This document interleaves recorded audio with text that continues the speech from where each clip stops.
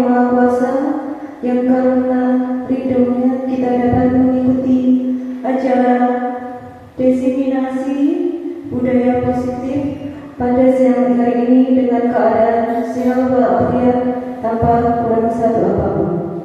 Yang kedua, sholawat serta salam kita haturkan ke junjungan kita Nabi besar Muhammad Sallallahu Alaihi Wasallam yang akan kita nantikan syafaatnya di hari akhir nanti. Di sini saya Suci Berbatin sebagai pembawa acara akan menyampaikan susunan acara siang hari ini. Yang pertama pembukaan, yang kedua inti, yang ketiga tanya jawab, dan yang terakhir penutup. Demikian, mari kita buka acara hari ini dengan bacaan basmalah. Memasuki acara selanjutnya yaitu acara inti, yaitu penyampaian materi diseminasi budaya positif yang akan disampaikan oleh Ibu Rina Arum Pramestiwi. Kepada Ibu Rina Arum Pramestiwi dipersilakan.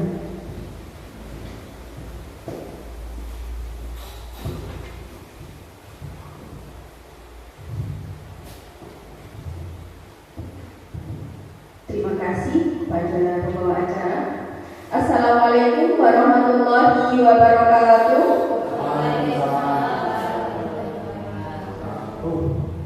Yang terhormat Bapak Kepala SDN 1 Babadan, Bapak Adi Suherman SPD.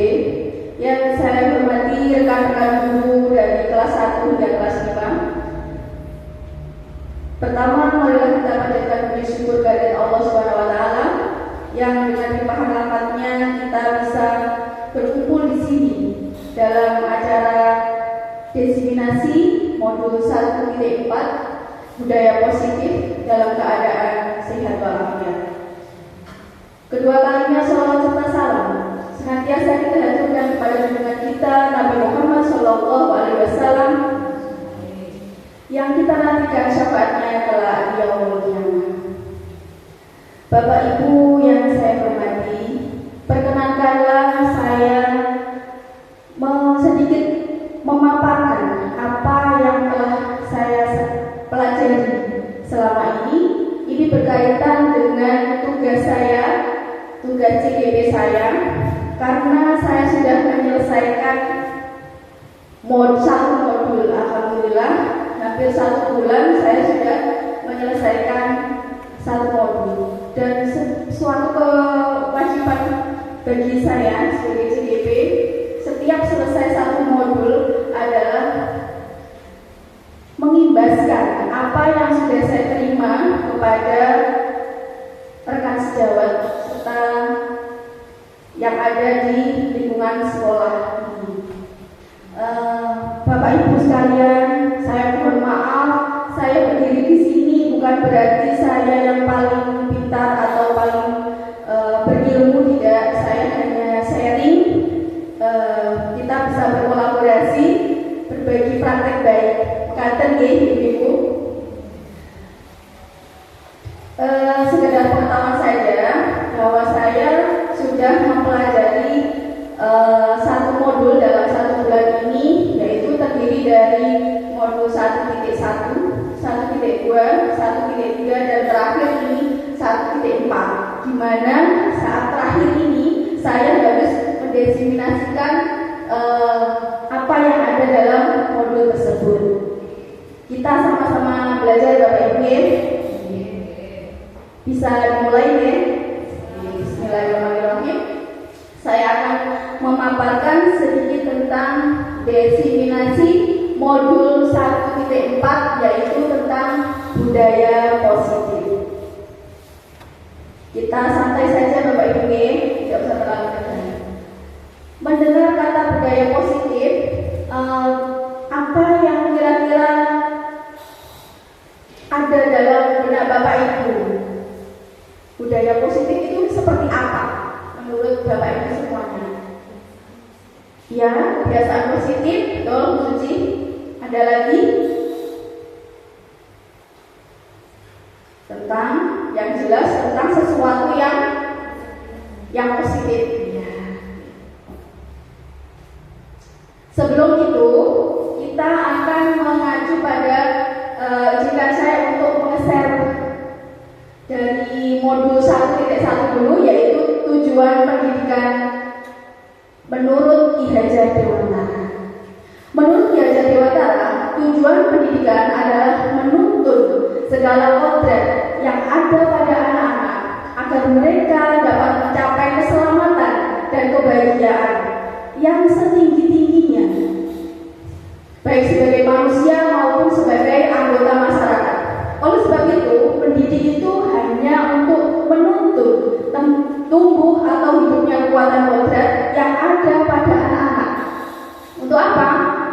Agar dapat memperbaiki lakunya, bukan dasarnya. Hidup dan tumbuhnya kekuatan kodrat anak. Kekuatan kodrat anak itu ada kodrat alam dan kodrat zaman. Kalau boleh saya mengutip dari penjelasannya filosofi Ki Hajar Dewantara, ini ada kata menuntun. Dari kata menuntun itu apa? Seperti apa kira-kira? Namanya menuntun itu berarti mengarahkan, bisa hanya sebagai mendorong juga bisa, ya Fitri. Nah, dari sini karena kita hanya menuntun menjadi yang lebih baik. Kita sebagai pendidik itu ibaratnya hanya sebagai petani, di mana petani itu tugasnya apa? Menanam. Lingkungan sekolah kita adalah sebagai lahannya, dan anak-anak adalah sebagai bibitnya. Bibitnya. Ini agak merubah pandangan saya di awal, Bapak Ibu. Semoga Bapak Ibu juga agak sedikit tercerahkan. Saya tadinya juga saya sebagai guru sebelum saya ke CGP, saya itu merasa tugas saya membuat anak pintar, misalnya membuat anak berhasil. Nah, ternyata setelah saya masuk ke CGP, ternyata itu tidak 100% betul. Kembali lagi ke filosofinya Ki Hajar Dewantara tadi, bahwa kita tugasnya hanya sebagai menuntun, sedangkan anak-anak itu punya kodrat masing-masing, kodrat alam dan kodrat zaman. Di mana kodrat alam itu mereka dibesarkan dalam lingkungan yang berbeda, dan kita tidak bisa memaksa anak untuk menjadi A, B atau C, karena mereka di lingkungan yang berbeda. Sedangkan kodrat zaman adalah kita hidup tidak sama zamannya dengan anak-anak, itu yang perlu digarisbawahi. Kita tidak bisa memaksakan apa yang kita mau sesuai dengan zaman kita. Setiap misalnya kita bilang zaman guru dulu, nah itu ternyata sudah tidak relevan. Nah, seperti itu Bapak Ibu, ini hanya sekilas saja. Kita hanya sebagai petani yang menyiapkan bibit yang sudah ada dengan lahannya sekolah kita. Tapi apakah kita biarkan seperti itu saja? Misalnya sudah hanya biarkan saja mereka tumbuh, tidak ada tanamannya. Kalau dibiarkan saja tumbuh apa tidak? Ada dua jawabannya, tumbuh dan tidak. Tumbuh tapi bagaimana? Iya, tumbuh tapi tidak sesuai dengan ekspektasinya. Berarti kita sebagai pengarahnya itu tadi, kita hanya sebagai menuntun biar mereka menemui lakunya itu tadi, laku hidupnya itu tadi. Lanjut. Nah, berikutnya kita masuk ke materi, yaitu budaya positif. Budaya positif di sekolah yaitu nilai-nilai dan kebiasaan di sekolah yang berpihak pada murid agar mereka dapat berkembang menjadi pribadi yang kritis, penuh hormat dan bertanggung jawab sesuai dengan profil pelajar di sekolah kita sudah ada budaya positif? Sudah, alhamdulillah. Contohnya apa? Kira-kira? Baris, pembiasaan, alhamdulillah semuanya sudah ada pembiasaan. Terus apa lagi? Upacara. Ya. Nah, di awal waktu kita mengerjakan PMM, kalau Bapak Ibu masih ingat, kita kan memilih budaya positif. Dan saya itu masih bingung rancu, budaya positif itu seperti apa? Ternyata di dalam CGP ini lebih diperinci lagi, dijelaskan apa sebenarnya itu budaya positif. Dan ternyata kita juga sudah melakukannya. Konsep utama budaya positif itu ada 7 yang saya pelajari di CGP. Apa saja itu? Yang pertama yaitu perubahan paradigma belajar. Yang kedua, disiplin positif. Yang ketiga, kebutuhan dasar manusia. Yang keempat, motivasi perilaku manusia. Yang kelima, restitusi, posisi kontrol guru. Yang keenam, keyakinan kelas. Dan yang terakhir adalah segitiga restitusi. Mungkin Bapak Ibu awam untuk asing dengan istilah-istilah tersebut. Sama seperti saya tadinya juga asing. Di modul 1.4 ini kami mendapat begitu banyak materi, paling banyak di antara dari modul-modul sebelumnya itu lebih sedikit, yang ini lebih banyak. Tapi insya Allah sangat bermanfaat karena langsung berhubungan dengan kita, dengan murid. Dan insya Allah nanti ada sentilan-sentilan untuk kita. Apakah selama ini sudah benar perilaku kita kepada murid? Yang pertama kita langsung bahas yaitu perubahan paradigma belajar. Dalam membangun budaya positif, sekolah dapat menyediakan lingkungan yang positif, aman dan nyaman agar siswa mampu berpikir, bertindak, dan menciptakan dengan merdeka, mandiri, dan bertanggung jawab. Disiplin sangat berkaitan dengan kontrol guru terhadap siswa. Dari kata disiplin, apa yang ada di benak Bapak Ibu kira-kira? Disiplin berarti sesuai aturan, ada aturannya. Ternyata tidak sepenuhnya itu betul. Disiplin yang ada di sekolah, merubah budaya positif yang ada di sekolah harus tetap mengutamakan siswa. Siswa adalah yang paling utama. Sesuai dengan filosofi Ki Dewantara tadi, semuanya nanti akan berpihak kepada murid, dan murid seperti yang pernah kita bimbingkan dulu sebelum dengan waktu IKN juga begitu. Pembelajaran berpihak pada murid, sedangkan saya sendiri nantinya masih berpusat pada guru atau teacher center. Disiplin sangat berkaitan dengan kontrol guru terhadap siswa. Anak-anak kalau siap gerak silakan ikuti petunjuk dari Bu Rina, biasanya seperti itu. Nah, ternyata itu tidak sepenuhnya betul. Nah, kita hanya sebagai intinya menekan kepada anak-anak. Ini ada permainan Bapak Ibu. Coba Anda dan teman Anda akan melakukan kegiatan cobalah buka. Anda adalah A. Tugas Anda adalah menempatkan salah satu tangan Anda yang ini ada A dan B. Misalnya Bu Suci dan Pak Dimas. Bu Suci berperan sebagai A dan Pak Dimas berperan sebagai B. A menggenggamkan tangannya. Bu Suci menggenggamkan tangannya. Di dalam genggamannya Bu Suci ini ada sesuatu dan Pak Dimas ingin membukanya. Misalnya Pak Dimas sama Pak Didik saja, silakan. Pak Didik mengepalkan tangannya, Pak Dimas berupaya bagaimana Pak Didik bisa melepas tangannya. Boleh dengan menghargi, boleh dengan ngitik-ngitik atau sebagainya. Coba Pak Dimas. Kira-kira. Iya. Terima kasih Pak Dimas. Tepuk tangan Pak Dimas dan Pak Didik. Iya. Bapak Ibu guru, dari permainan ini kira-kira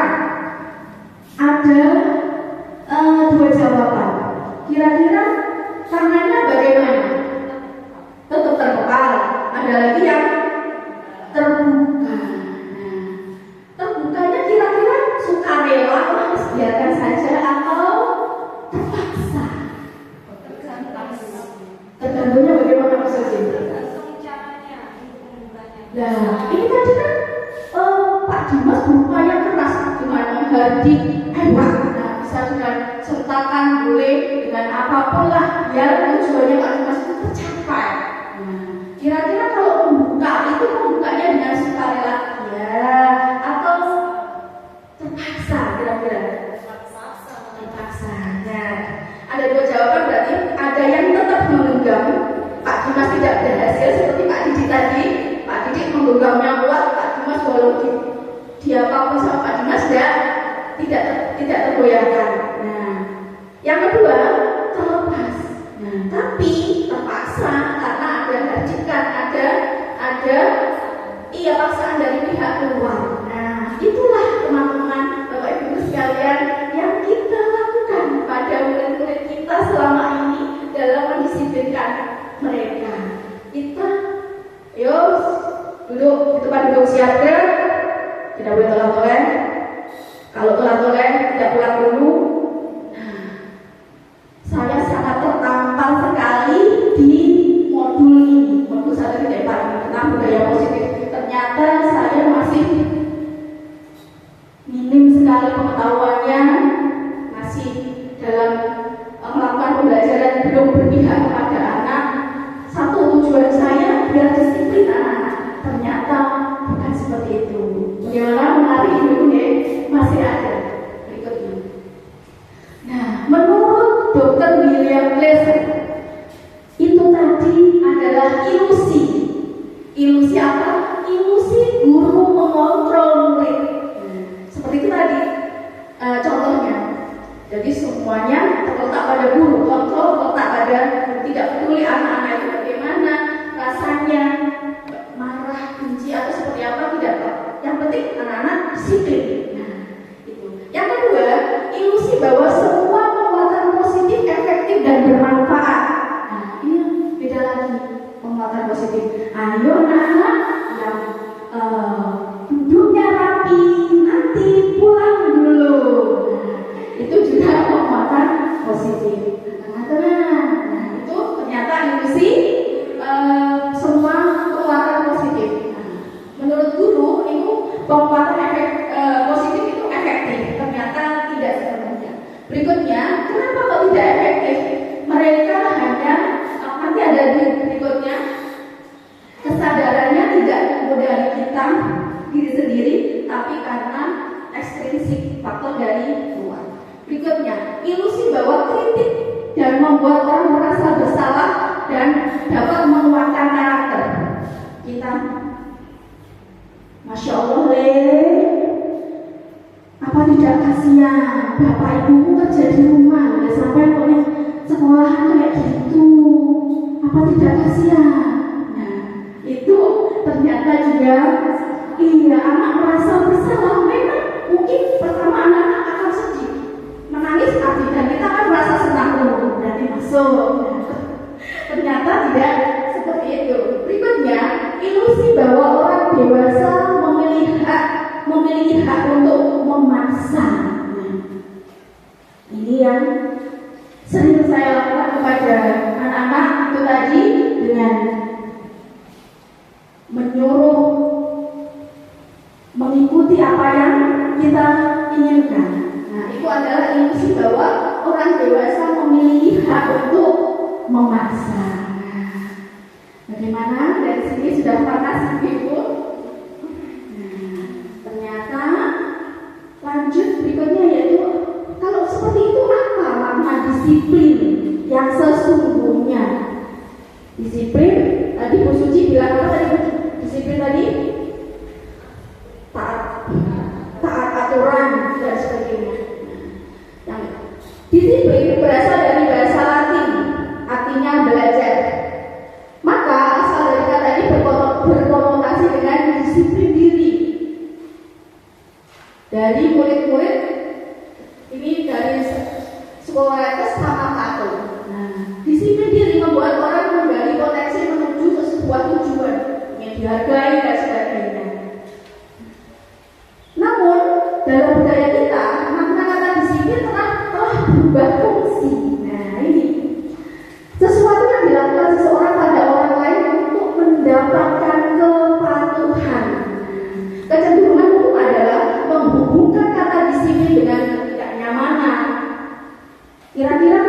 disiplin itu nyaman apa tidak ya? Misalnya kita disuruh pakai masker. Nah, pas waktu corona dulu disuruh pakai masker. Pasti kalau tidak pakai masker ditangkap polisi. Kita pakai helm biar tidak ditangkap polisi. Nah, itu disiplin yang sering kita sampaikan kepada anak didik kita. Ayo, kalau jalan di sebelah kiri, kalau ada lampu merah berhenti, nanti dibilang polisi. Nah, itu ternyata disiplin yang sebenarnya adalah ini yang saya tulis merah ini, kemampuan memerintah diri sendiri dalam mengontrol dan menguasai dirinya untuk memilih tindakan yang mengacu pada nilai-nilai yang kita hargai dengan penuh tanggung jawab tanpa terperintah oleh orang lain. Yang kedua, nilai-nilai yang kita hargai adalah nilai kebajikan. Kebajikan yang merupakan sifat manusia yang merupakan tujuan mulia manusia hidup itu untuk apa? Tentunya selaras dengan profil pelajar Pancasila. Misalnya itu tadi, masker, kita pakai masker. Nilai kebajikan apa yang ada dalam masker itu tadi? Kira-kira nilai positif atau kebajikannya bukan karena ada corona atau biar tidak ditangkap Pak Polisi, tapi untuk apa kira-kira yang lebih mendalam? Untuk apa? Tak pakai masker? Yes, betul. Ya, itu yang kadang kita lupa menyampaikan kepada anak-anak kita. Fungsinya untuk kita itu apa? Pakai helm misalnya. Pakai helm sebenarnya untuk apa? Untuk keamanan kita, keselamatan kita sendiri dan orang lain. Kita terlanjur membudaya kita aja. Nanti kalau tidak begini, kamu begini. Kalau tidak begitu, kamu begini. Nah, ya. Nah, yang materi yang ketiga yaitu kebutuhan dasar manusia. Semua manusia mempunyai kebutuhan dasar dan semuanya itu berbeda-beda. Tapi semuanya mencakup pasti mempunyai 5 kebutuhan dasar ini. Yang pertama yaitu cinta, kasih atau diterima. Bapak Ibu semuanya suka kalau dicintai, orang tuanya dicintai, semuanya membutuhkan itu ya. Berikutnya yaitu penguasaan. Kita diakui, adanya kita itu diakui. Berikutnya yaitu kebebasan, bebas melakukan sesuatu. Semuanya butuh kebebasan kan? Tidak suka kalau dikekang. Nah, begitu juga dengan murid kita, ternyata mereka juga membutuhkan kebebasan. Yang berikutnya adalah kesenangan. Nah, kita juga senang sekali kalau melakukan sesuatu yang menyenangkan. Maka dari itu, anak-anak didik kita juga begitu. Maka saat kita bersama dengan anak didik kita, usahakan adalah dengan senang, agar mereka juga senang. Kalau dengan senang, terutama dengan apa dulu kita masuk ke dalam kelas? Senyum. Itu adalah modal dasar saat kita mengajar. Senyum dulu. Senyum. Dengan kita tersenyum, otomatis anak-anak yang tadinya sedih atau apa begitu melihat kita tersenyum, ikut tersenyum. Nah, itu yang pertama. Yang kedua adalah membuat pembelajaran yang menyenangkan, biar anak-anak tidak tertekan, karena kebutuhan anak-anak yang harus kita penuhi adalah senang. Dan kodrat anak-anak untuk pada anak-anak itu adalah senang bermain. Nah, dunianya anak adalah dunia bermain. Nah, maka dalam kita melaksanakan pembelajaran, misalkan kembali lagi ke kebutuhan dasar anak-anak itu tadi, ingin bermain. Nah, apakah setiap hari terus bermain? Bu, tidak. Ada kalanya kita tetap belajar sesuai dengan biasanya, ada juga dengan ice breaking atau sebagainya. Berikutnya survival. Survival itu bertahan. Semuanya bertahan hidup, ya. Bertahan hidup, bertahan dari rasa lapar, rasa sandang pangan papan nama survival itu. Nah, bagaimana kita dapat mengajak anak-anak belajar dengan sungguh-sungguh di saat mereka lapar, di saat mereka sedih. Nah, ini berkaitan dengan berikutnya ya, masalah mereka berikutnya. Nah, dengan kasus-kasus misalnya, langsung saja di kasusnya ini. Ibu Ria dulu kelas 6 di SD Permai sedang bingung menghadapi ulah salah satu murid di kelas bernama Agus. Beberapa anak telah datang dan mengeluh Agus yang seringkali meminta bekal makan siang mereka dengan paksa. Jika Anda menghadapi situasi seperti Bu Ria, apa yang Anda lakukan? Menurut Anda, kira-kira apa alasan Agus melakukan hal tersebut? Kira-kira kalau Bapak Ibu menemui anak seperti ini yang umum, biasanya anaknya diapakan? Bagaimana, Bu? Sudah pernah seperti itu, Ibu Nurul? Oh, sudah pernah seperti itu. Oke. Ada lagi? Biasanya yang umum kita lakukan. Oh iya, Bu Alwi jujur sekali. Saya pun juga begitu, Bu. Saya juga melakukan hal yang sama. Saya langsung menegur anak tukaran. Nah, anak tukaran dia langsung, oh Juniaku. Paling tidak pertanyaannya hanya sampai di kenapa. Pasti marahnya terlebih dahulu yang kita utamakan tanpa mendengarkan apa yang mereka sampaikan. Nah, dalam konteks penerapan disiplin, pasti jawaban Agus itu agak beragam ini.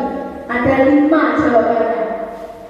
Bukan berarti Agus jawab 5-5-nya, bukan. Tapi salah satunya pasti dijawab oleh Agus. Yang pertama, Agus lapar dan orang tuanya tidak membawakan bekal. Berarti dia di kebutuhan survivalnya tadi. Kan 5 tadi. Jadi yang survivalnya tadi.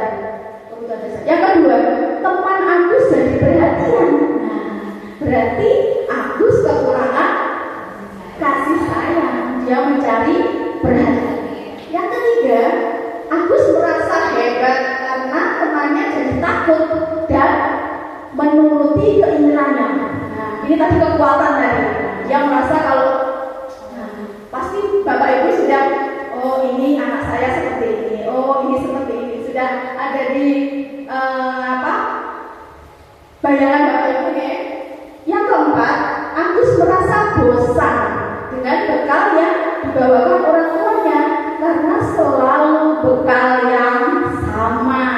Nah, bosan. Nah, itu dia pengen kebebasan. Nah, pengen bebas memilih apa yang dia mau. Karena dia tidak mendapatkan itu, akhirnya dia merampas punyanya temannya. Yang terakhir, Agus hanya iseng dan dia menikmati ekspresi wajah temannya yang kesal hanya untuk kesenangan. Nah, ternyata banyak sekali yang ada di benak anak-anak kita. Nah, karena itu sebelum kita mendisiplinkan mereka, kita gali dulu. Seperti Bu Nurul tadi, betul sekali, kita gali, kita tanya, Bu, tapi kan langsung nanti kalau bawas uang kalian aku langsung, ayo Agus, apakah bisa langsung seperti itu? Tidak bisa. Nah, dibiarkan saja sebentar, biarkan mereka emosinya mereda dulu. Nah, tapi juga tidak boleh langsung disalahkan atas aku itu. Agus pasti kamu. Nah, itu yang tidak boleh. Saya berikutnya,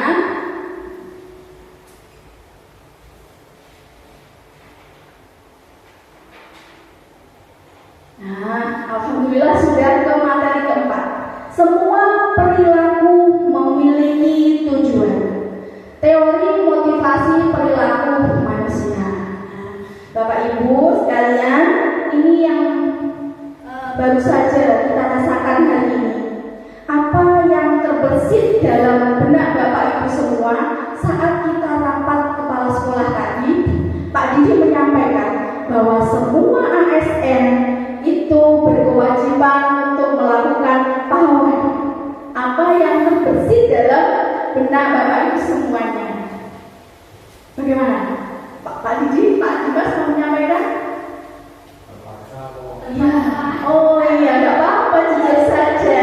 Iya, tidak apa-apa. Bu Nurul, bagaimana Bu Nurul? Saya iya, takut dengan anak-anak membayangkan waktu saya nanti ditonton sama murid-murid. Nah, seperti itu. Iya. Oh, ada yang langsung senang gembira. Alhamdulillah dapat. Iya, berperang dengan batinnya sendiri ya. Alhamdulillah. Oke. Ini berkaitan dengan ini. Untuk apa motivasi kita berperilaku itu? Nah, ternyata ada 3. Yang pertama, untuk menghindari ketidaknyamanan, hukuman. Apa yang akan terjadi bila saya tidak melakukan itu? Pasti saya dipanggil sama Pak Korwil. Nah, ini yang termasuk motivasinya dari eksternal, dari luar. Yang kedua, untuk mendapatkan imbalan dari orang lain, institusi. Apa yang akan saya dapatkan apabila saya melakukannya? Saya akan taat karena saya nanti akan biar cepat naik pangkat. Saya akan disiplin positif. Biar apa? Biar saya misalnya yang saya diperpanjang kontraknya. Saya disiplin biar saya naik pangkatnya lebih cepat, karena kalau di PMN itu sangat di atas ekspektasi, itu 3 tahun sudah bisa naik pangkat misalnya. Nah, itu ternyata motivasinya masih secara eksternal. Yang terakhir, untuk menghargai diri sendiri. Saya akan menjadi orang seperti apa bila saya melakukannya. Nah, jadi ini untuk diri saya sendiri. Ya, itulah yang ingin kita munculkan kepada murid-murid kita. Sebelum kepada murid kita, pada diri kita sendiri. Mari kita munculkan motivasi internal. Nah, seperti itu Bapak Ibu. Kita belajar bersama-sama. Saya juga baru tahu. Nah, berikutnya hukuman dan sanksi atau konsekuensi. Ini ada kasus Iva kurang menguasai pelajaran matematika, sehingga pada saat pelajaran tersebut berlangsung, dia lebih banyak diam diri atau menggambar di buku pelajarannya. Pada saat guru matematikanya, Pak Seno namanya, menanyakan pertanyaan, Iva jadi gugup dan tidak sengaja menjatuhkan tasnya dari kursi, serta tiba-tiba menjadi gagap pada saat berupaya menjawab. Seluruh kelas pun tertawa melihat perilaku Iva yang bicara tergagap dan terkejut tersebut. Pak Seno pada saat itu membiarkan teman-teman Iva menertawakan Iva dan malah menunjuk hidungnya karena tidak bisa menjawab pertanyaan dari Pak Seno. Nah, kelas makin gaduh dan anak-anak tertawa melihat Iva di depan kelas memegang ujung hidungnya. Pertanyaannya, apakah Bapak Ibu setuju dengan apa yang dilakukan Pak Seno terhadap Iva? Tidak. Terus sepakat tidak ya? Kenapa kira-kira? Kenapa? Karena membiarkan betul. Ya, jadi membiarkan kegaduhan, kericuhan, tapi malah menambah sendiri. Menurut Bapak Ibu sekalian, tindakan Pak Seno terhadap Iva itu adalah sebuah hukuman atau konsekuensi? Menurut Bu Nurul konsekuensi, menurut Bu Ali hukuman, menurut Bu Fitri hukuman, Pak Didi konsekuensi. Kita lihat jawabannya. Kita akan menentukan bahwa itu hukuman atau konsekuensi. Hukuman hampir sama dengan konsekuensi, tapi ada perbedaannya. Yang pertama, sesuatu yang menyakitkan itu pasti hukuman. kasih saja nggak ada. Hukuman pasti identik dengan menyakitkan. Kalau konsekuensi sesuatu yang harus terjadi, ada sebab pasti ada akibat, itu konsekuensi. Kalau hukuman itu menyakitkan. Terus yang kedua, pasti tidak nyaman. Dihukum itu tidak nyaman. Tapi kalau konsekuensi tidak nyaman untuk murid, untuk jangka waktu yang pendek, tidak selamanya dia menyakitkan. Nah, di atas itu ada yang namanya restitusi yang akan kita pelajari. Restitusi merupakan pilihan. Jadi anak diajak untuk berpikir, memilih. Nah, kalau konsekuensi itu masih kita yang menentukan. Nah, misalnya kalau dihukum kan sudah jelas tadi, Viva tadi dihukum. Kalau konsekuensi, ayo hari Senin ini tadi tidak bawa apa? Tidak bawa topi, tidak bawa. Konsekuensinya apa? Saya tidak mengikuti pelajaran jam pertama, Bu. Itu konsekuensi. Jadi anak masih diajak berbincang dulu. Tapi kalau restitusi, nah ini anak kita hanya sebagai penanya, nanya saja. Mas Bintang tadi telat ya? Iya, Bu. Tidak bawa apa? Oh, tidak lengkap saja. Kenapa telat? Nah, lebih kita ke pertanyaan-pertanyaan, kita gali. Nah, kita gali dan mereka sendiri yang akan mencari solusinya. Nah, kita coba Bapak Ibu. Lari mengelilingi lapangan basket 2 kali karena terlambat di sekolah, itu konsekuensi atau hukuman? Apa? Hukuman. Ya. Terus membersihkan coretan yang dibuatnya di meja tulis, konsekuensi. Murid diminta untuk push up 15 kali karena tidak menggunakan masker di sekolah, hukuman. Menggantikan kertas teman yang telah dicoret-coret, konsekuensi. Berjemput di lapangan basket pukul 12 siang karena mengobrol dengan teman, hukuman. Murid diminta bertelanjang kaki sepanjang hari karena tidak menggunakan sepatu warna hitam sesuai dengan peraturan sekolah, hukum. Apa? Hukuman atau konsekuensi? Sesuai peraturan sekolah, hukuman atau konsekuensi? Murid diminta bertelanjang kaki sepanjang hari. Monggo. Kita lihat tadi. Berdiri di depan kelas sambil mengangkat satu kaki karena tidak bisa menjawab pertanyaan, hukuman. Ya, mari kita lihat jawabannya.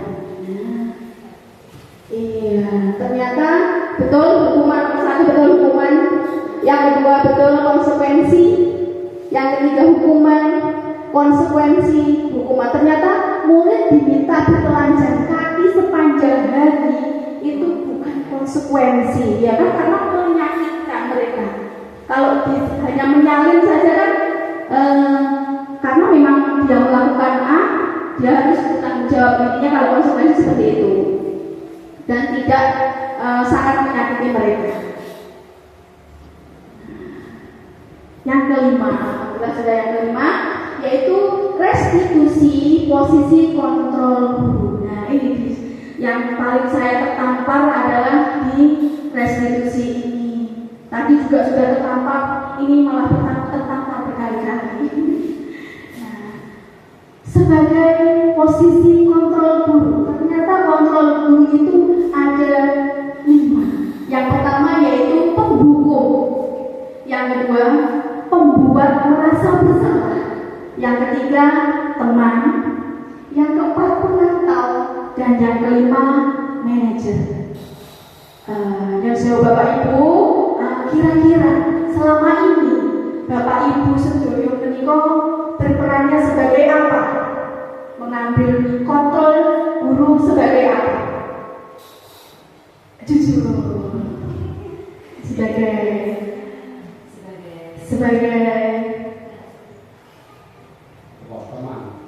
oh Pak Didi sebagai teman, ya. Bu Nurul,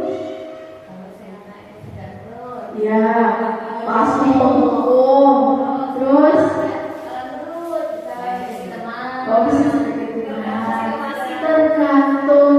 situasi.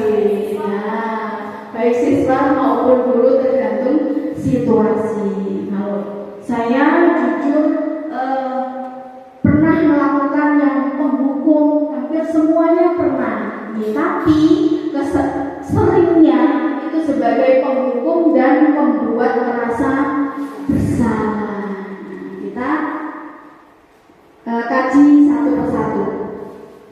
Posisi kontrol guru sebagai penghukum yaitu menghardik, menunjuk-nunjuk. Nah, itu intinya menyakitkan tadi. Nah, terus membuat merasa bersalah yang seperti yang sudah saya jelaskan tadi. Bapak ibumu loh sudah kerja keras, nenek sampean tidak belajar dengan sungguh-sungguh, apa tidak kasihan? Nah, itu kontrol kita sebagai merasa agar mereka membuat rasa bersalah, dan ini ternyata membuat identitas anak-anak itu gagal. Jadi apa yang kita minta memang saat itu anak-anak iya, tapi pada alur berikutnya mereka gagal.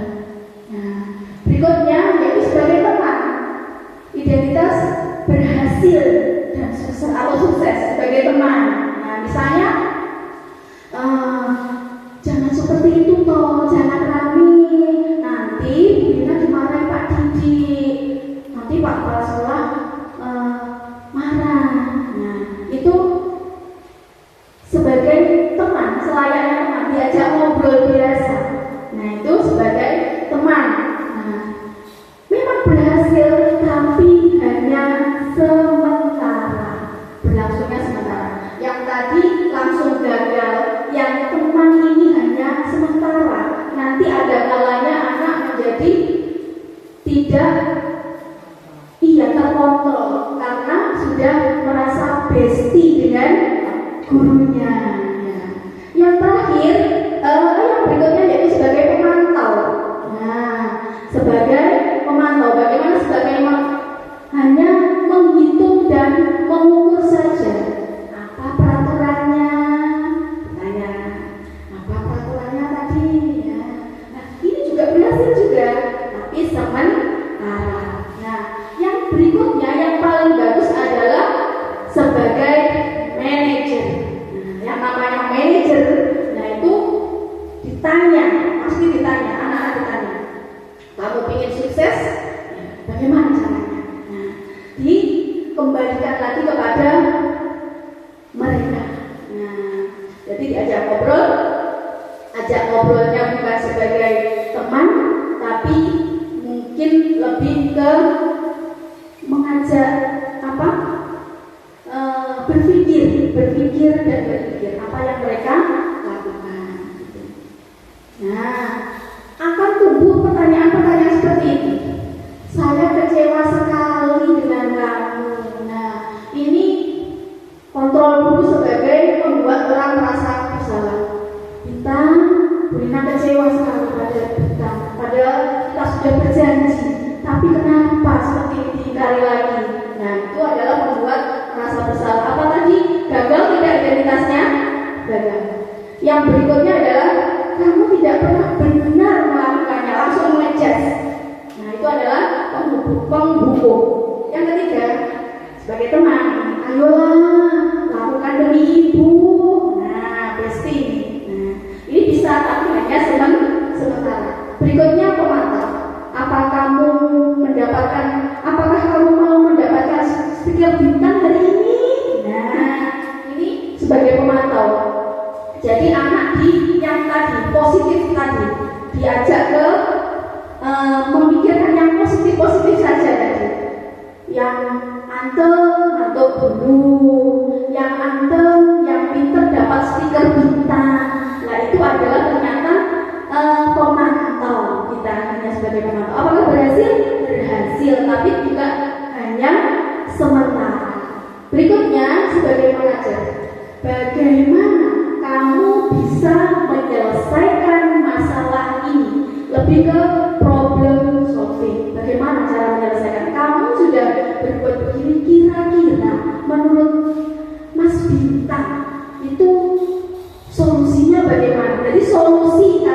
solusi itu tadi datang dari anak didik kita, bukan dari kita. Penghukum, kamu selalu yang paling terakhir, sudah jelas sangat menyakitkan. Langsung ke kasus. Capek belum ibu, bapak ibu ngantuk? Ya tidak ngantuk, tepuk dulu.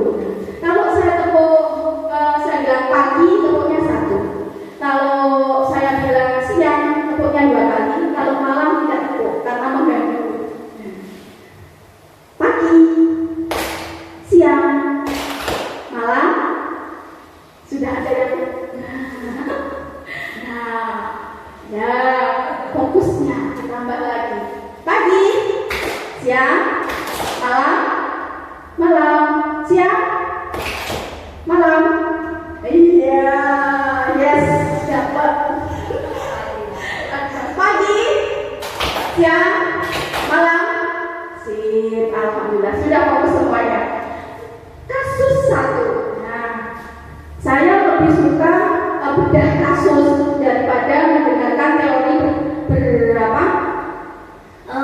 berpanjang lebar. Kita langsung ke kasus saja karena kita bisa berpikir untuk bagaimana dengan siswa kita. Pada hari Senin, Pak Harun tidak masuk sekolah. Pak Harun merupakan guru matematika saat itu. Bu Wati menggantikan Pak Harun. Bu Wati baru 1 tahun menjadi guru SD. Beberapa murid perempuan, Vivi dan Natali, mengetahui hal ini dan mulai menggunakan kesempatan dan bersikap seenaknya, tertawa dan tidak mengindahkan kehadiran Bu Wati. Bu Wati mencoba menyapa Vivi dan Natali dengan ramah sambil mengingatkan untuk tetap fokus pada tugasnya. Ayolah, tugasnya dikerjakan. Nanti ibu ditegur bapak kepala sekolah. Kalau kalian tidak mengerjakan, tolong bantu ibu ya. Namun Vivi dan Natali malah jadi tertawa. Ibu, santai saja bu. Mereka tetap tidak mengerjakan tugas dan malah mengobrol. Menurut bapak ibu semuanya, posisi kontrol apa yang dilakukan oleh Bu Wati? Posisi kontrol sebagai apa?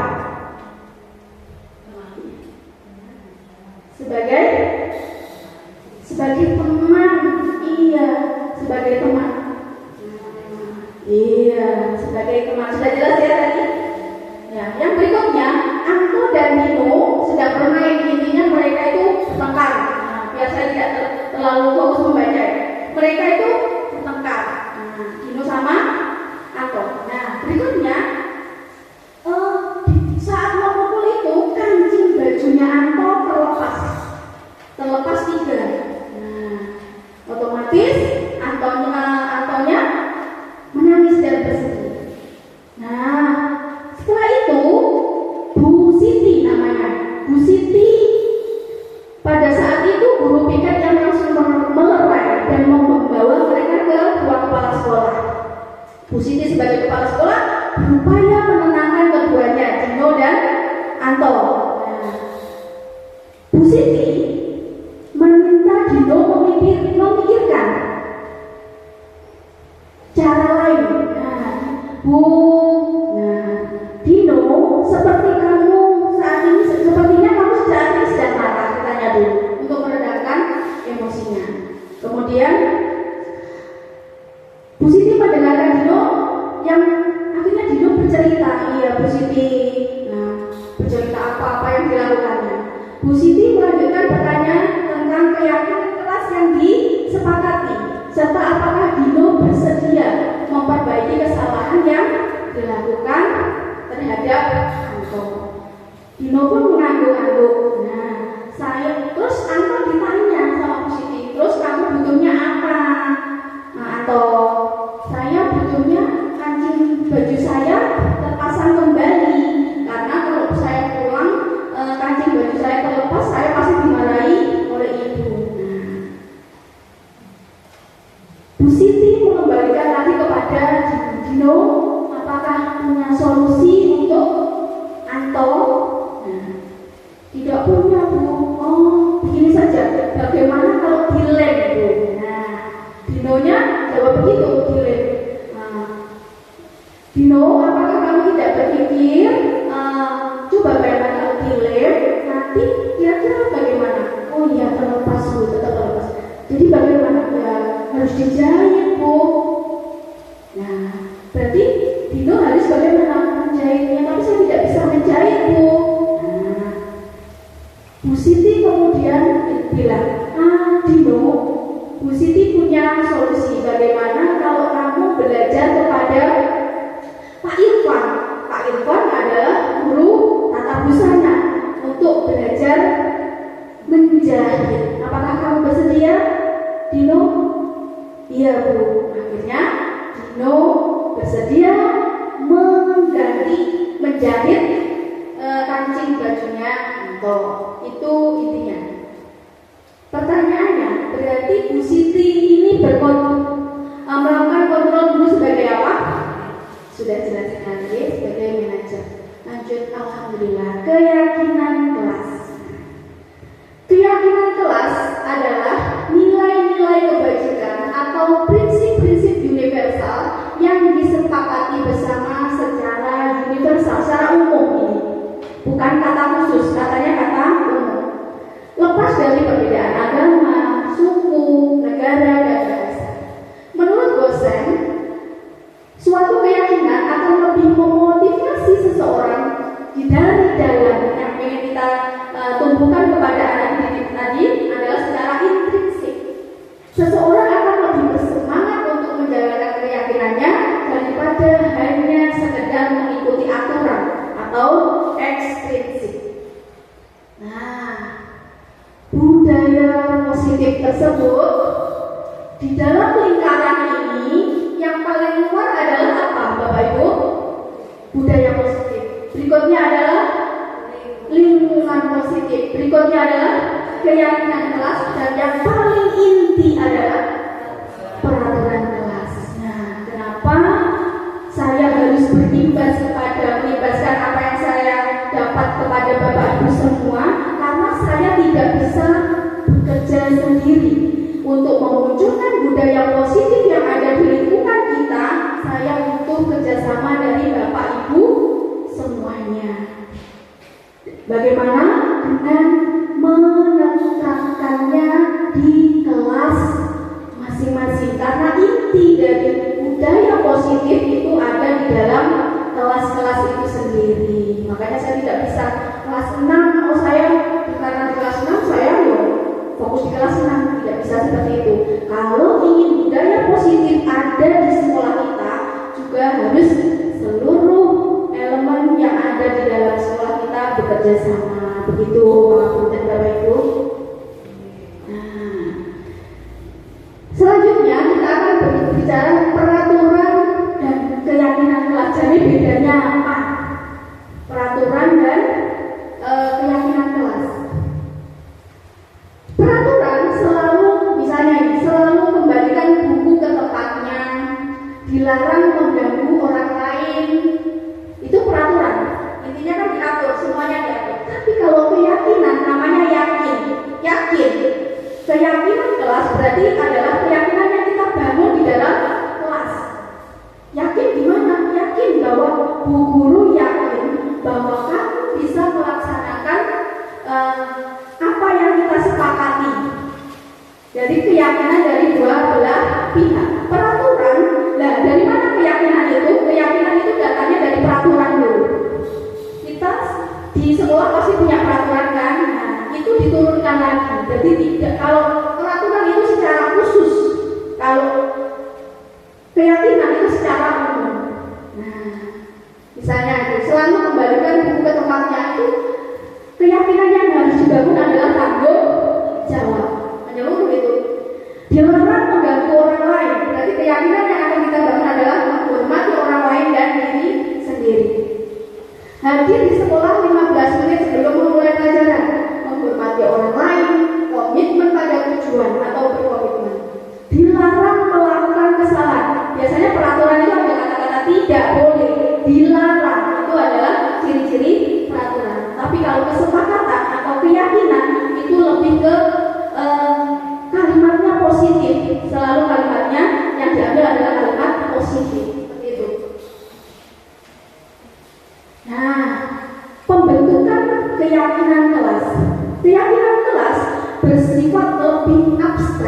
daripada peraturan yang lebih rinci. Kalau peraturan kan tidak boleh ini, tidak boleh ini. Nah, kalau keyakinan itu lebih ke secara umum seperti tadi, saling menghormati. Daripada kata-kata tidak boleh mengganggu teman, kan lebih baik saling menghargai teman.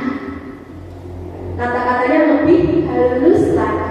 Kita menyuruh tapi tidak, anak-anak itu tidak merasa disuruh. Nah, itu yang kita munculkan. Bu, bagaimana kalau saya itu kelas 1? Apa sudah muncul kata-kata seperti itu? Lebih apa itu? Kadarnya lebih diturunkan lagi. Saling menyayangi. Saling menyayangi. Jadi tidak boleh mengganggu teman. Nah, itu diganti dengan kata-kata saling menyayangi. Nah, kata-katanya lebih yang mudah diterima oleh anak yang kelas bawah. Berikutnya, keyakinan kelas berupa pernyataan yang universal secara umum tadi. Kalau peraturan kan usul tidak boleh ini, tidak boleh itu, tidak boleh ini. Nah, kalau keyakinan itu secara umum. Berikutnya, keyakinan kelas dibuat dalam bentuk positif. Sudah jelas tadi ya, kata-katanya positif. Berikutnya, keyakinan kelas hendaknya tidak terlalu banyak. Kenapa? Biar mereka ingat.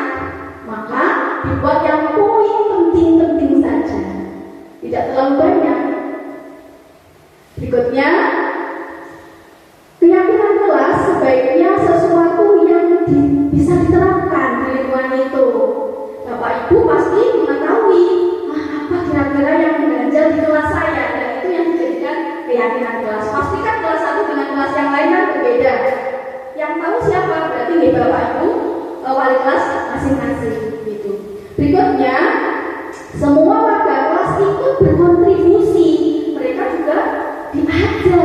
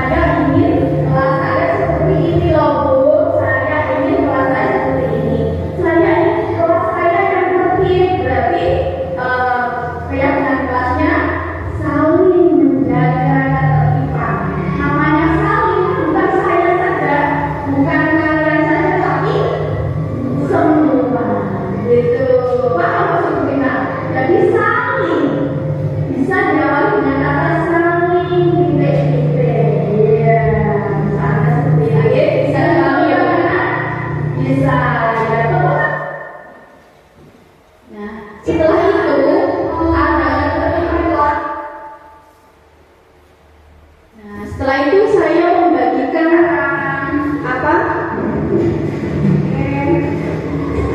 Kita akan membagikan sticky notes-nya. Ini gampang sekali. Sudah ada perkalinya.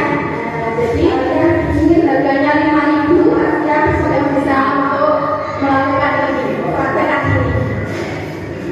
Anak kasihkan suruh mencatat.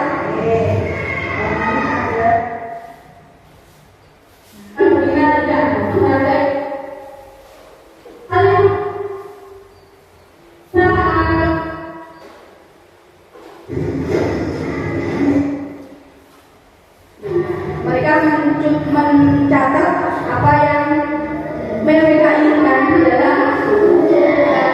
Oke, kalau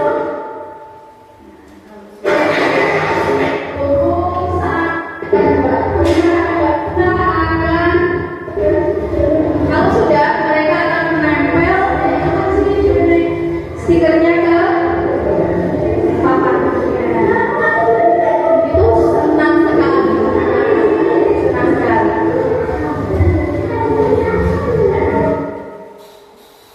Setelah itu saya membacakan. Jadi yang namanya keyakinan berarti harus diyakini semuanya.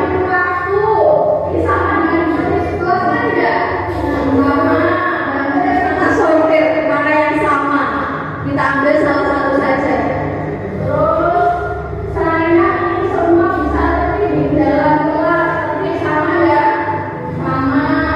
Ini saling membantu dan menolong menjaga kebersihan kelas dan bertanggung jawab. Ini lebih konkret ini. Saling membantu yang memilah-milih menjaga kebersihan kelas dan bertanggung jawab. Betul juga. Saling menghargai waktu dan saling menjaga kebersihan sama ya. Setelah disortir itu nanti tinggal beberapa. Kan tadi intinya keyakinan kelas itu tidak usah saling menjaga.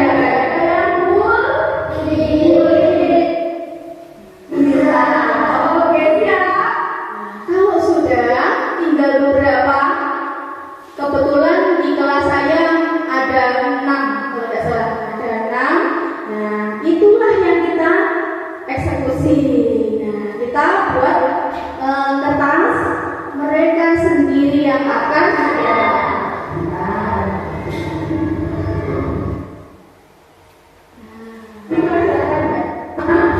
boleh kerja kelompok bersama-sama kerja kelompok layan dengan silakan.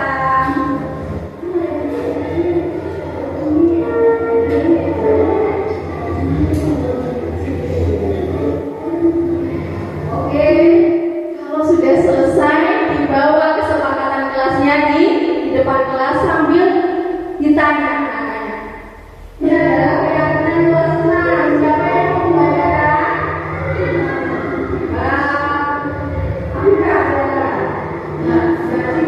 Tidak mau. Jadi saya yang membacakan. Masih malu-malu.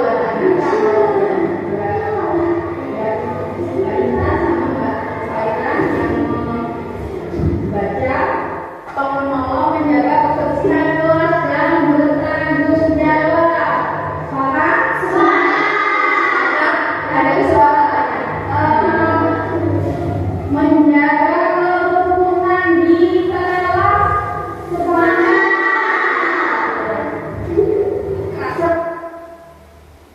Keyakinan di dalam mereka berpikir semuanya kita berjanji sudah yakin dan saling percaya. Oke, terima kasih teman-teman. Rasanya Masya Allah sekali ibu-ibu. Saya kehilangan kata-kata. Melihat mereka itu antusias di luar ekspektasi saya.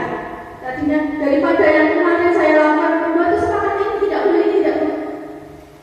Di luar itu semuanya. Rasanya alhamdulillah sekali. Jadi anak-anak itu merasa dihargai. Itu yang penting.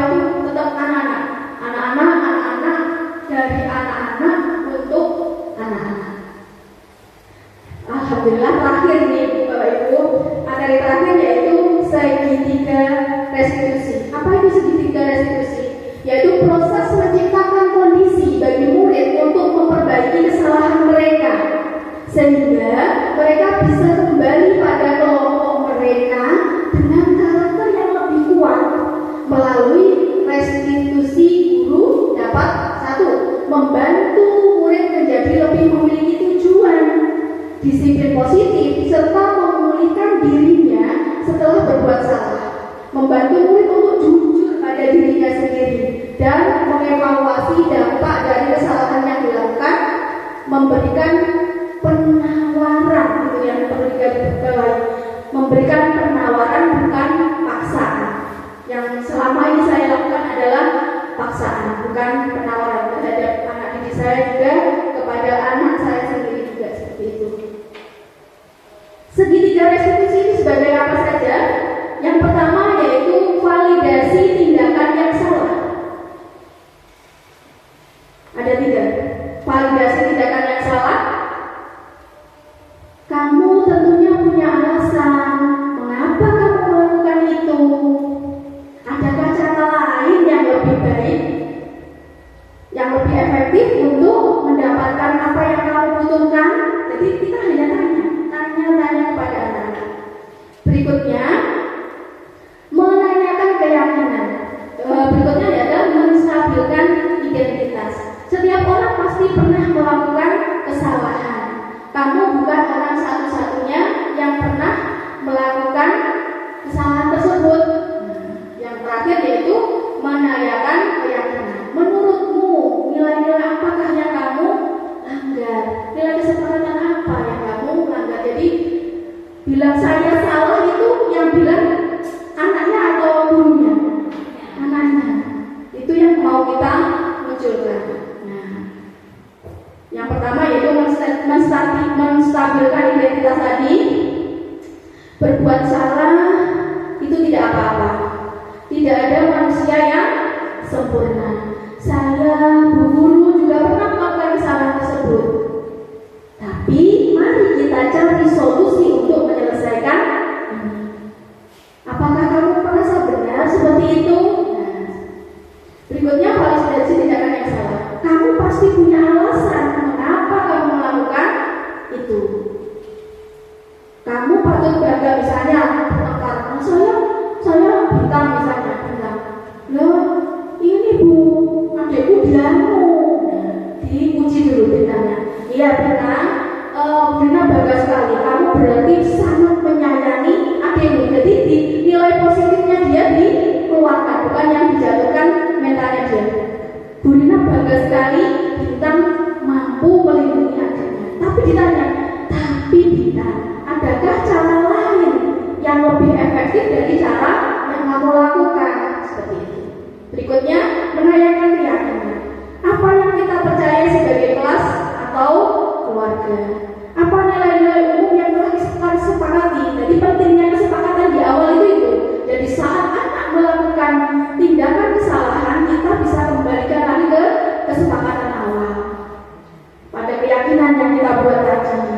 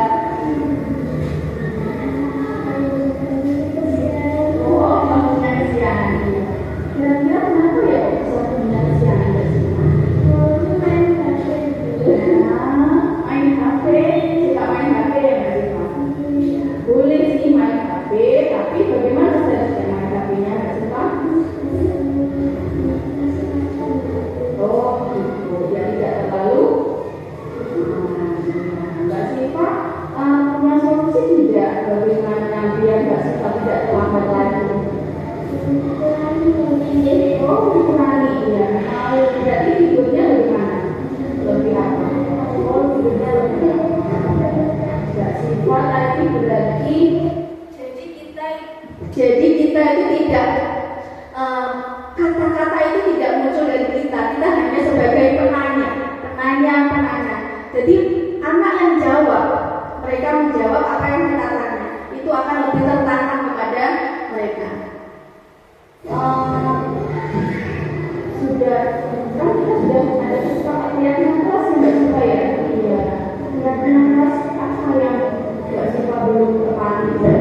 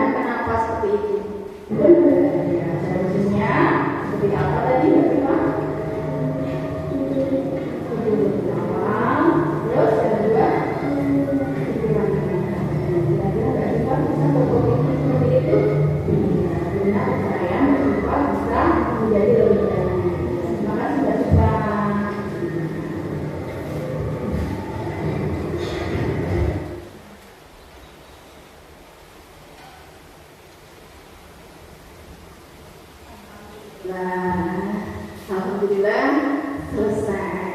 Demikian pemakaman dari saya. Waktu akan kami kembalikan kepada Bu Suci. Terima kasih Bu Suci.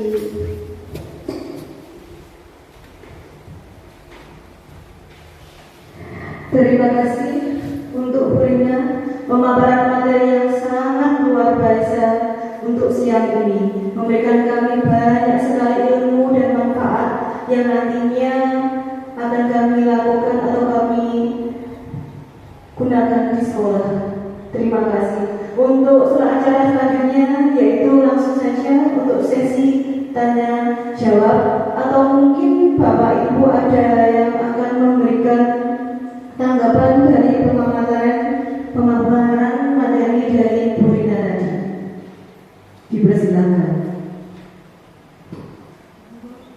Jadi monggo yang bertanya silakan. Jadi Bu Nur. Terima kasih atas waktu yang disediakan.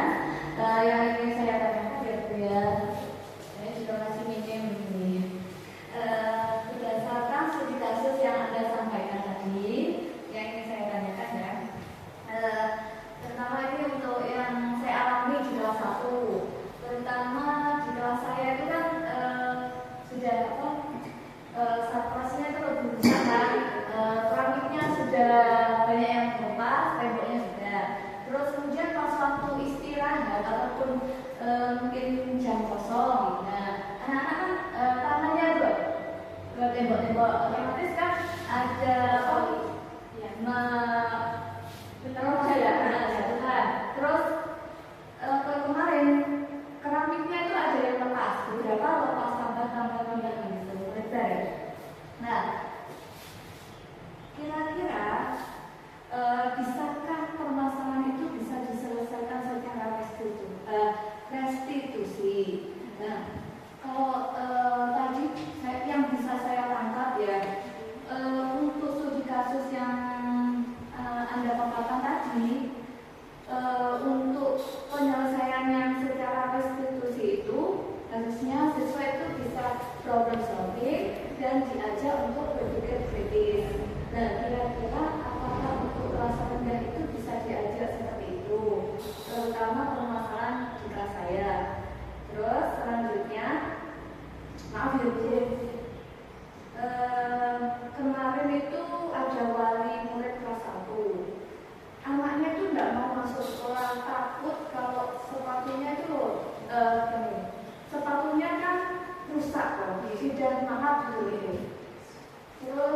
dia sama ibunya disuruh masuk, nanti saya bilangkan sama bu guru pakai sepatu ini saja, sepatunya warna putih.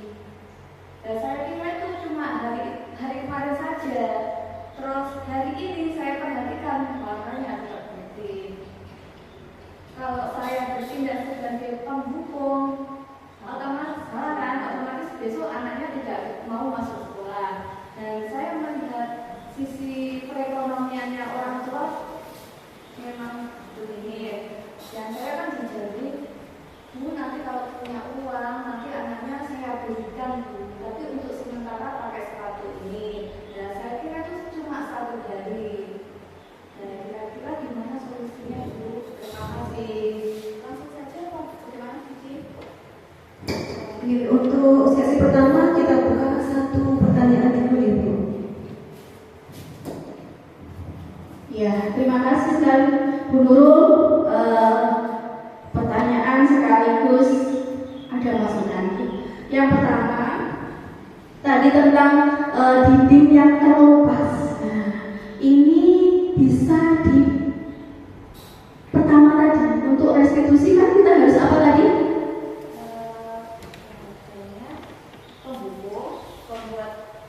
Bukan. Oh, yang segitiga. Bukan. Saat sebelum kita melakukan restitusi, materi sebelumnya adalah keyakinan kelas dulu. Kita tidak bisa langsung restitusi. Jadi kita keyakinan kelas dulu. Nah, berusaha dulu Bu Nurul kita apakah Bu Nurul selama ini sudah melakukan keyakinan kelas? Belum. Dicoba dulu Bu Nurul ya. Nanti anak-anak kan dilibatkan langsung. Nah, mereka senang. Dan itu pun kalau sudah terjadi karena anak-anak itu lupa. Kita harus tetap sering mengingatkan. Kita setiap masuk keyakinan kelas kita adalah sama dengan saya waktu setiap kali rukun di ruang kolaborasi selalu diingatkan dengan keyakinan kelas kita. Jadi sebelum melakukan aktivitas itu kita sudah tertanam, oh kita ini begini loh. Nah, begitu. Jadi otomatis tidak bisa kalau anak-anak langsung kelas 6 setelah ini pasti bagus-bagus, belum tentu. Jadi tetap kita sebagai gurunya juga, tapi dengan nada yang positif itu tadi, begitu. Kalau itu sudah berjalan betul, nanti baru direstitusi kalau masih tetap melakukan kesalahan, gitu. Itu yang pertama. Untuk yang kedua, masalah sepatu itu tadi. Nah, dari cerita Bu Nurul sudah dijelaskan bahwa Bu Nurul juga sudah berkomunikasi dengan orang tua. Nah, tapi jawaban orang tua menunggu baru. Ada solusi yang sebenarnya bisa dilakukan, yaitu dijahitkan ongkosnya otomatis lebih murah. Tidak ada 10.000 kalau menjahitkan. Nah, mungkin Bu Nurul bisa memberi solusi itu untuk orang tua muridku, para bunda. Ini kan sampul peraturan dari sekolah bahwa sepatu warnanya hitam. Kalau betul sekali Bu, kalau anak kelas tinggi sudah bisa diajak komunikasi seperti itu. Tapi kalau anak kelas rendah, kalau yang selagi mereka biasa diajak komunikasi masih bisa. Tapi kalau tarafnya itu mereka tidak bisa problem solving, harus melibatkan wali murid. Dan kita harus lebih solutif, harus benar-benar solutif. Orang tuanya seperti ini, berarti saya harus mencari solusi yang lebih berpihak kepada mereka, begitu. Berikut dulu, Mas Sami.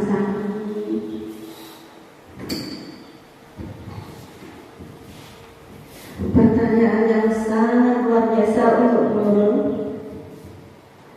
Ternyata di sekolah kita banyak sekali yang harus dibenahi, Bu. Bagaimana Bu untuk waktunya? Bisa bos. Untuk pertanyaan kita buka untuk satu-satu lagi, Bu, karena berkaitan dengan waktu. Monggo Bu Tia.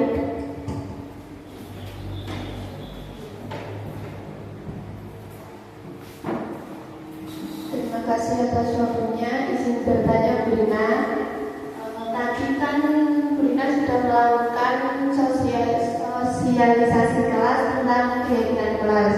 Nah, kendala apa saja yang Bu Rina hadapi saat melakukan keyakinan kelas tersebut? Terima kasih.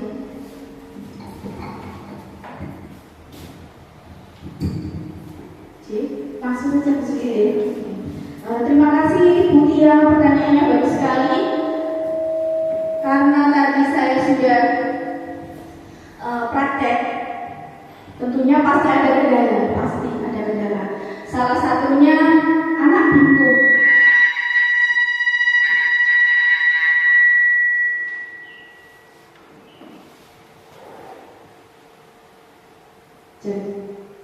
Salah satunya anak-anak itu bingung mau menuliskan apa ya. Itu kelas tinggi badan, apalagi yang kelas rendah. Nah, bagaimana solusinya? Kita sebagai memunculkan kalimat-kalimat, walaupun tidak semuanya dari kita, tapi kita memancing mereka untuk mengeluarkan kalimat-kalimat tersebut. Jadi tidak secara, oh ini harus keluar dari kita, bukan, tapi dipancing. Seperti tadi, bisa diawali dengan kata saling titik-titik, seperti itu. Dan alhamdulillah mereka punya ide, dan satu anak kan cukup satu saja yang ditulis. Bagaimana kalau sama? Itu tadi kita sortir. Nah, yang sama ini sama ya, tapi tetap ditanya. Ini sama ya anak ya? Nah, ini berarti sendirikan. Baru muncul yang beberapa tadi. Selanjutnya, saya rasa tidak ada anak-anak bisa kondusif. Nah, terima kasih ya. Terima kasih untuk pertanyaan yang kedua. Apakah ada yang ingin memberikan tanggapan atau pertanyaan lagi? Oke, mungkin nanti lain waktu atau lain kesempatan Ibu Rina atau di luar materi ini mungkin banyak sekali pertanyaan yang akan ditanyakan kepada Bu Rina. Kesimpulannya ya, saya juga merinding waktu Bu Rina menyampaikan materi ini sampai sekarang. Ternyata kita selama ini sangat-sangat kurang dalam memahami siswa, dan kesimpulannya sebagai guru kita itu hanya tugasnya menuntun, karena karakter siswa itu sangat berbeda. Dan salah satunya kita dapat menggunakan budaya positif ini untuk merangkul anak-anak agar kita tidak hanya memaksa anak, tetapi anak akan terbuka hatinya sendiri untuk melakukan tanggung jawabnya. Demikian di akhir kata, sebelumnya saya mewakili Bu Rina sebagai pembicara materi hari ini mengucapkan terima kasih atas dukungan dari Bapak dan Ibu guru memberikan waktu untuk Bu Rina menyampaikan materi ini. Bu Rina mengucapkan terima kasih. Demikian acara ini kami tutup dengan bacaan hamdalah. Saya sebagai pembawa acara hari ini mengucapkan banyak terima kasih. Saya meminta maaf apabila memiliki salah kata atau perbuatan. Akhir kata, wassalamualaikum warahmatullahi wabarakatuh.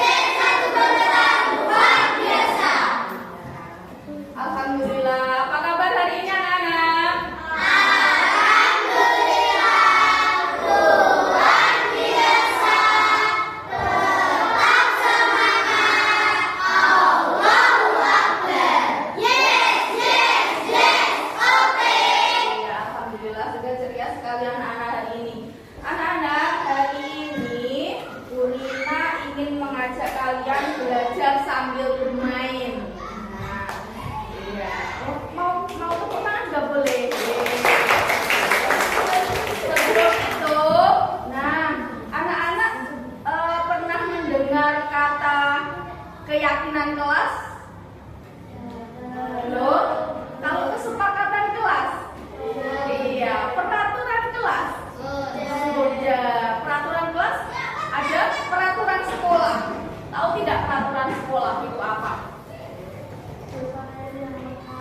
berpakaian yang lengkap. Apa lagi?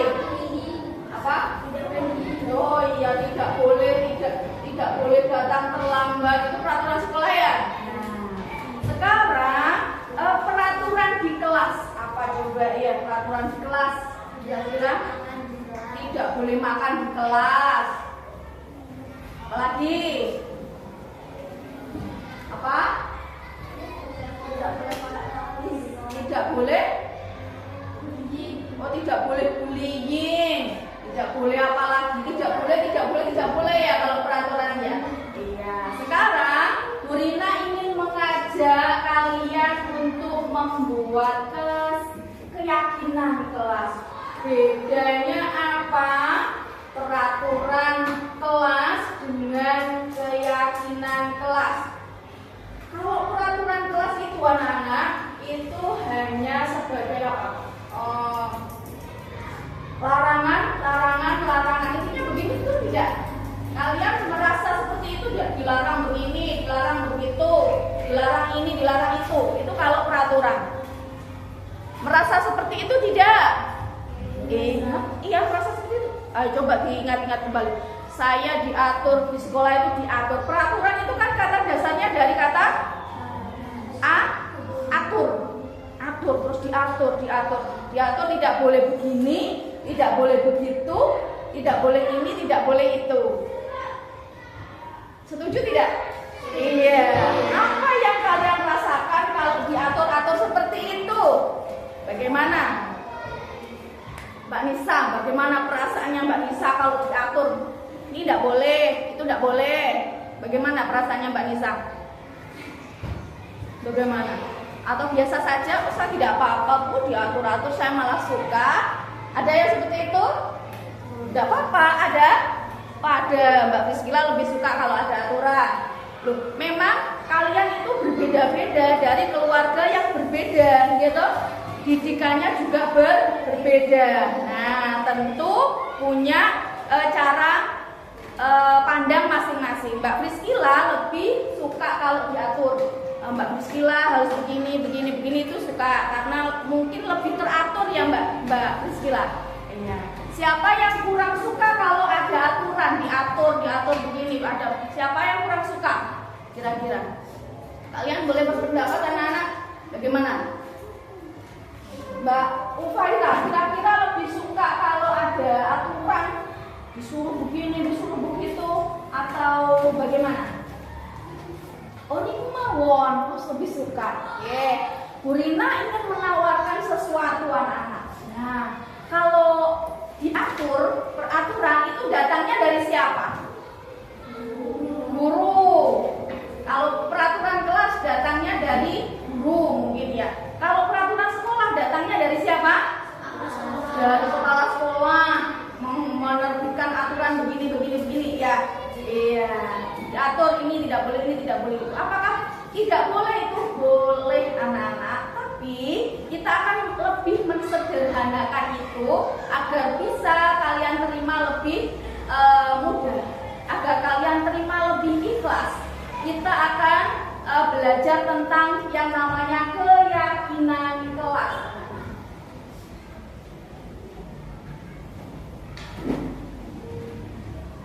Keyakinan kelas tentu berbeda dengan peraturan kelas. Peraturan kelas tadi tidak boleh apa? Tadi satu, tidak boleh makan dan minum saat pelajaran. Ini adalah peraturan di kelas. Terus apa lagi? Tidak boleh bullying.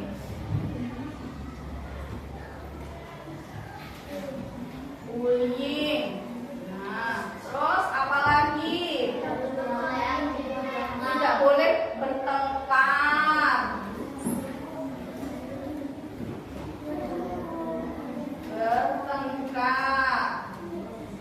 Nah, 4. Apakah masih ada? Tidak boleh apa Mbak Afika? Oh, tidak boleh bermain di kelas. Saat apa ini?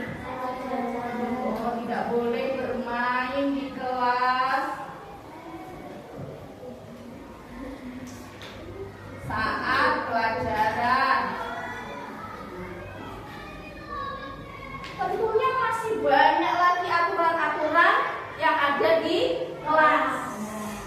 Sekarang kita akan belajar tentang keyakinan kelas.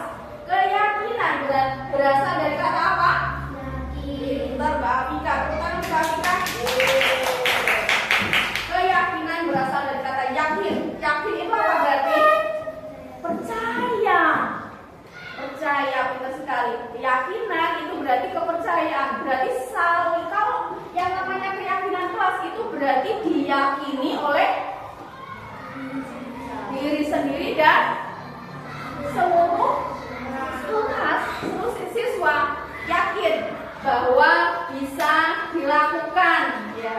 Yakin bahwa melakukan itu dengan sepenuh hati. Itu keyakinan kelas kita bentuk. Dan keyakinan kelas ini bukan berasal dari Bu Rina, bukan berasal dari kepala sekolah, tapi kesepakatan, keyakinan antara bahwa sampean percaya dengan Bu Rina dan Bu Rina percaya kepada kalian. Yakin bahwa apa? Bahwa kalian akan mentaati apa yang sudah menjadi keyakinan kelas. Yakin kan? Iya. Nah, ini nanti kita akan membuat keyakinan kelas. Bedanya apa, Bu? Keyakinan kelas itu tidak ada kata tidak. Tidak boleh, tidak boleh, tidak boleh. Kalau itu peraturan. Nah, kita akan mencari kata yang lebih umum. Tidak, yang ini kan khusus. Nah, selehannya banyak atau tuntutannya banyak. Tidak boleh ini, tidak boleh itu, tidak boleh ini, tidak boleh itu. Nah, kalau keyakinan adalah kata-katanya atau kalimatnya lebih umum. Misalnya ini, Bu Rina kasih contoh ya, satu. Tidak boleh makan dan minum saat pelajaran. Berarti itu menjaga apa ya? Menjaga kebersihan kelas atau menjaga ketertiban kelas. Nah, lebih umum itu kira-kira enak didengar mana? Dan tidak boleh makan dan minum saat pelajaran dengan menjaga ketertiban di dalam kelas. Kalian lebih sreg mana di dalam hati? Lebih suka yang keyakinan atau peraturan? Bagaimana? Kok Bu Rina belum jelas ya? Lebih suka peraturan atau keyakinan? Keyakinan. Iya, dan itu datangnya dari kalian ini. Bu Rina hanya sebagai contoh. Itu tadi. Tidak boleh makan dan minum saat pelajaran. Nah, itu adalah peraturan. Keyakinan kelas yang kita bangun, kita saling meyakini bahwa menjaga ketertiban saat di dalam kelas. Begitu. Bisa dipahami anak-anak? Iya. Ini nanti Bu Rina akan membagikan sticky notes. Apa itu Bu sticky notes? Sticky notes adalah kertas stiker. Nah, ini nanti kalian boleh membuat keyakinan kelas menurut kalian apa saja. Nah, yang jelas kalian memimpikan kelas kalian itu seperti apa? Nah, bisa dibayangkan? Saya ingin kelas saya seperti ini loh Bu. Saya ingin kelas saya seperti ini. Saya ingin kelas saya yang tertib. Berarti keyakinan kelasnya saling menjaga ketertiban. Namanya saling kan bukan saya saja, bukan kalian saja, tapi semua. Begitu. Paham maksud Bu Rina? Jadi saling bisa diawali dengan kata saling titik-titik. Iya, misalnya seperti itu. Bisa dicoba anak-anak? Bisa. Ya, tepuk tangan yuk, pakai semangat dulu. Iya. Tepuk semangat. Semangat.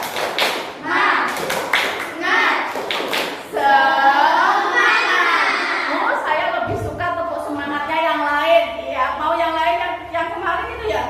Iya, dung dung dung. Iya, siapa yang mau membantu Bu Rina di depan? Yuk, sini, satu putra, satu putri. Kita tepuk semangat bersama-sama. Mbak Afika sama Mas Yuda. Yuk, sini.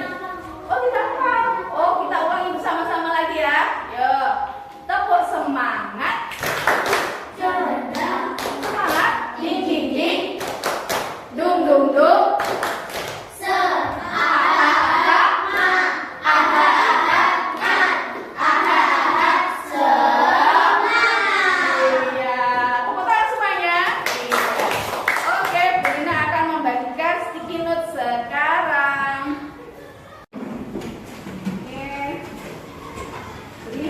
membagikan sticky notes-nya. Silakan.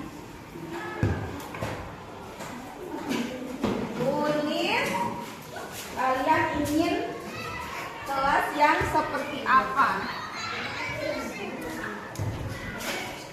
Namanya sticky notes. Saya mau warna yang lain. Oke. Warnanya ada green. Ini mas. Ditulis mana tuh? Iya. Oh, perlu ditulis nama atau tidak? Apa rahasia? Rahasia. Ya, boleh. Biar lebih privasi. Kok pin juga? Mau pin apa yang lain? Yang lain.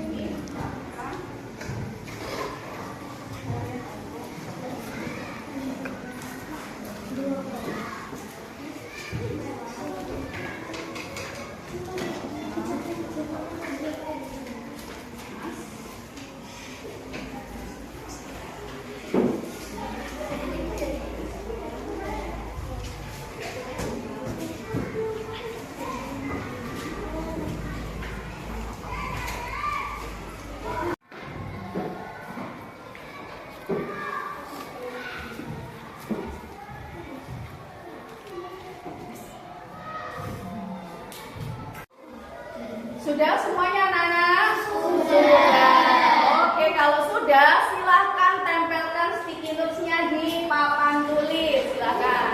Satu-satu. Ya, pelan-pelan. Oke, tempelkan. Ya.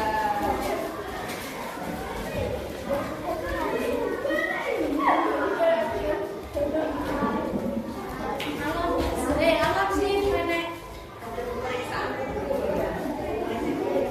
Lah, aku belum pernah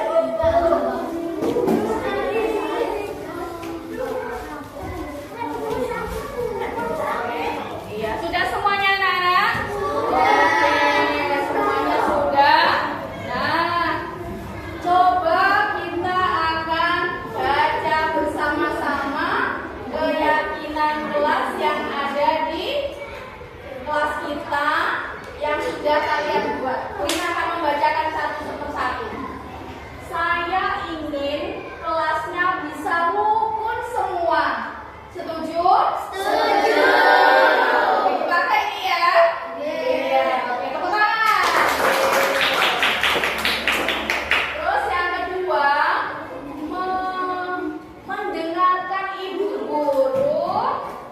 mendengarkan ibu guru saat menjelaskan. Berarti ini ada lagi tidak? Nah, ada yang lebih. Oh, ini anak-anak ada yang lebih umum kata-katanya. Saling menghormati dan saling menyayangi satu sama lain. Betul? Iya, setuju apa tidak ini?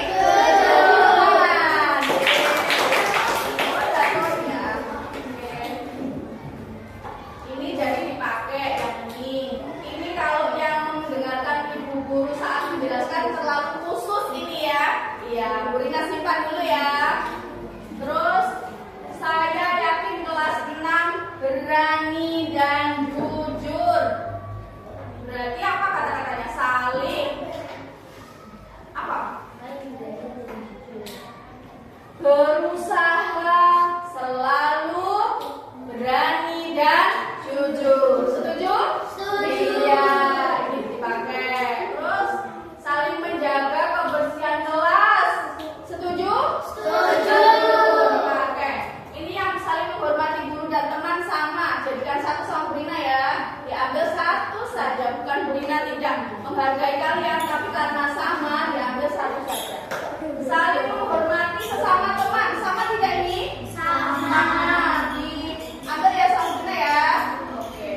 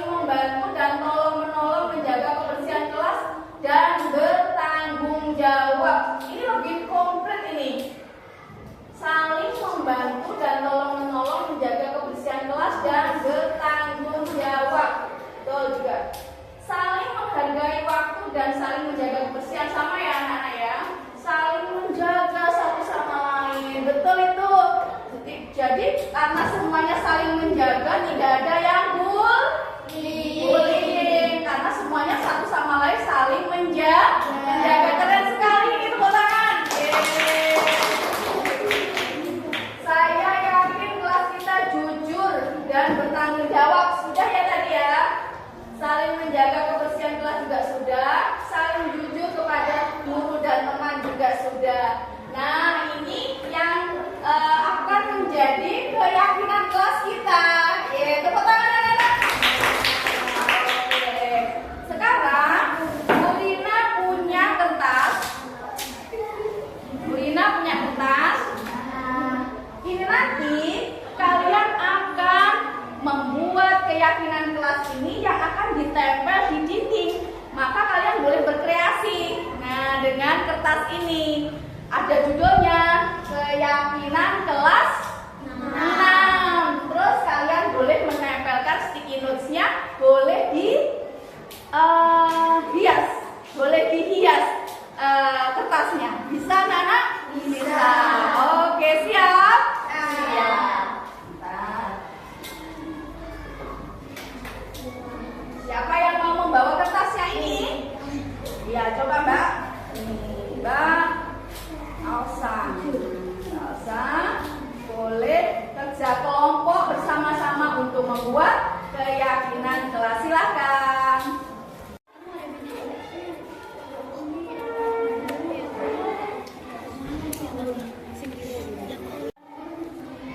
Oke, ini adalah keyakinan kelas 6. Siapa yang mau membacakan? Mbak Afika, silakan. Mbak Siva, silakan dibacakan Mbak Siva. Yang memegangkan Mbak Ufaira dan Mbak Alsa. Silakan Mbak Intan sama Mbak Ufaira yang membaca. Yang baca Bu Rina saja. Keyakinan kelas 6. Yang pertama, saling membantu dan tolong-menolong menjaga kebersihan kelas dan bertanggung jawab. Sepakat? Sepakat. Yang kedua, menjaga kerukunan di kelas. Sepakat. Saling yakin dan menjaga keberanian dan kejujuran di dalam kelas. Sepakat. Saling menjaga satu sama lain. Sepakat. Saling ingin menghormati dan saling menyayangi satu sama lain. Sepakat. Sudah sepakat semuanya anak ya? Sudah. Berarti yakin bahwa bisa untuk melaksanakan keyakinan di dalam kelas. Bisa mentaatinya anak-anak kira-kira? Bisa, karena kita tadi sudah yakin dan saling percaya. Iya. Oke, terima kasih anak.